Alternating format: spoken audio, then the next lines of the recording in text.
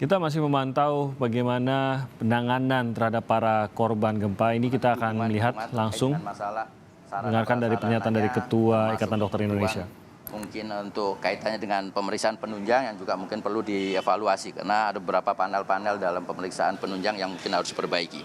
Kemudian ada rumah sakit RSUD Dr. Hafiz juga yang bisa difungsikan ya. Nah ini yang kemudian yang di awal karena proses analisa ada sebagian pasien yang dirujuk ke Bandung dan ini yang kemudian saat ini pasien-pasien pasca operasi yang setelah dirujuk di Bandung tentunya harus ada follow up.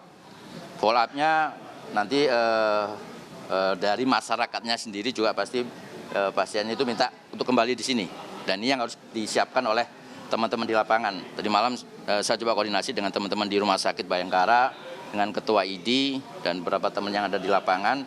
Maka yang saat ini dibutuhkan juga adalah masalah tenda perawatan karena sebagian besar masyarakat masih ingin atau dirawatnya di luar.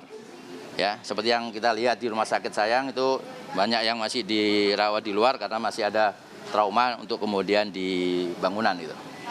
Jadi itu data yang secara umum. Kemudian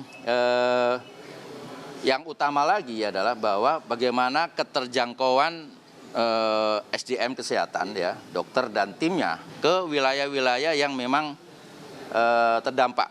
Ada beberapa wilayah yang saya kira kemarin juga sudah banyak diekspos yang tidak bisa diakses oleh pelayan kesehatan, sehingga strategi yang sekarang akan dilakukan dengan koordinasi juga dengan tim dari kepolisian ya, yang ada dukungan dari Brimob Polda Metro Jaya juga, kita model ada mobile clinic. Mobile clinic artinya ada tim yang kemudian diturunkan, termasuk didukung dengan sudah motor trail ya, dengan tim dengan alat emergency kitnya untuk ke lokasi-lokasi yang sulit terjangkau.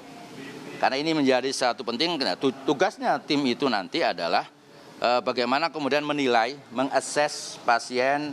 Kalau memang sekiranya masih bisa dilakukan perawatan di lapangan, maka dilakukan perawatan di lapangan. Kalau memang harus dirujuk, maka kita maksimalkan dirujuknya pun di rumah sakit yang tadi saya bilang tadi yang sudah bisa dilakukan tindakan-tindakan, apakah itu tindakan operasi ataupun tindakan perawatan.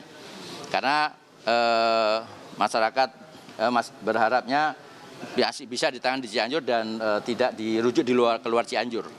Ya ini saya kira ini psikologi masyarakat pun juga harus kita pahami ya, dan ini seperti halnya sebenarnya di daerah-daerah bencana yang lain pasti mereka ingin tetap untuk dirawat di terdekat gitu loh. Karena pasti ada keluarga juga sambil mereka mungkin mengawasi rumahnya yang sedang terkena gempa dan sebagainya gitu. Kemudian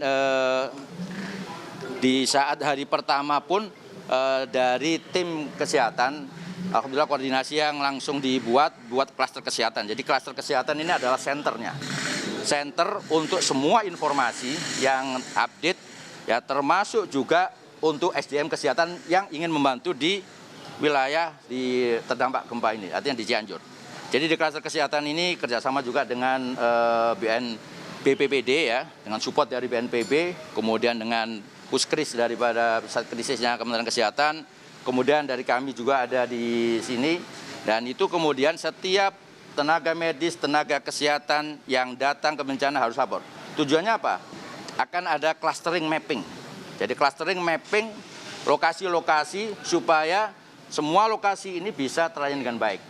Nah ini pengaturan yang cukup bagus. Kita banyak belajar dari kemarin Mamuju dan Palu ya, sehingga ini kemudian kita lakukan dalam satu upaya untuk meratakan pelayanan. Jangan kemudian terpusat pada tempat-tempat tertentu. Sehingga klaster kesehatan ini tugasnya juga adalah mendistribusikan juga teman-teman tenaga medis dan bantuannya. Kemudian yang perlu kami sampaikan juga adalah kalau data yang saat ini ada, tenaga medis dokter yang ada di Cianjur di luar dari yang organik yang ada di Cianjur, artinya teman-teman dari ID Cianjur nanti juga bisa melaporkan, tentunya sudah support secara penuh ya untuk pelayanan, baik itu pelayanan di rumah sakit maupun di vaskes primernya. Perlu kami laporkan dari data tim kesehatan yang datang dari pusat ya, kemudian didukung oleh baik itu dari ID, kemudian dari Perhimpunan Bedah Ortopedi, dari penyakit dalam, kemudian dari anak ya, kemudian dari Perdatin, anestesi dan sebagainya. Ada saat ini data yang kita dapatkan 167 dokter umum yang ada.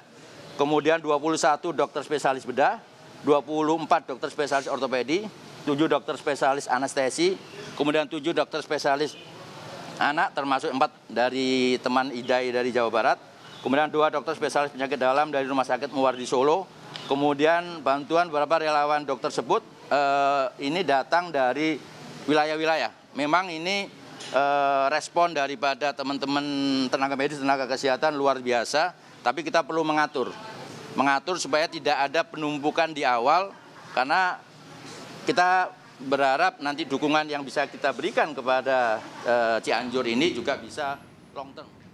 Itu pernyataan dari Ketua Ikatan Dokter Indonesia IDI yang tadi menjabarkan seperti apa bantuan yang sudah disiapkan, dalam arti bantuan tenaga medis yang sudah siaga di Cianjur dan di sekitar lokasi-lokasi yang terdampak, serta bagaimana pengaturan maupun strategi agar bisa menangani korban-korban secara efektif. Semua akan terdata, tim medis khususnya dokter yang dihadirkan di Cianjur untuk membantu penanganan korban bencana, dan akan diatur agar bisa memberikan bantuan yang tepat dan juga bantuan yang cepat kepada para korban yang membutuhkan. Kami akan kembali lagi dengan perkembangan terbaru dari gempa Cianjur usai jeda.